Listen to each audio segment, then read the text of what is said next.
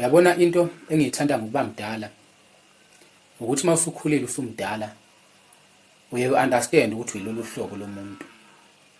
Ngiyambonga uNkulunkulu ngoba kuleli zinga sengikulona sengiyakwazi ukuqonda manje ukuthi nje ayikho into esengike ngithi ngiyayizama ukuthi ukuze abantu bengithande noma bengamukele. Ngiyakhumbula nje ngisesesikoleni ukuthi mawususesikoleni uye uzame nawe ukuthi ufane nabafana bonke, zonke indlela zabo ezibhedayo nawe uzama ukuzenza wenzela ukuthi nawe phela ufane nabafana bonke. Kodwa into ayifike ingimangaze ukuthi masiyenziwa yimina into babazi abantu bethawu nawe sibanibani wenza ukuthi sikwethembe kanje, beze bethi cha akufani nawe. Yila uyibuke khona ukuthi kushuthi ngempela awukwazi ukuba yinto ongesiyo ngoba abantu bayakubona. Ngiyakhumbula nje ngake ngakuzama nami ukuphuza utshwala, kodwa kwangazi ukuthi kuba khona into ekhulumayo enhlizweni yami ukuthi angiyeke lento.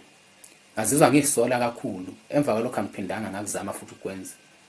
Kodwa manje sengiyabona ukuthi ngempela singabantu asifani, kunabantu abangabheda ngayo yonke indlela kungabi nankinga. Kodwa uthi mawusubheda wena abantu beqale bexwaye ngoba bayakubona abantu ukuthi wena lento awusiyo.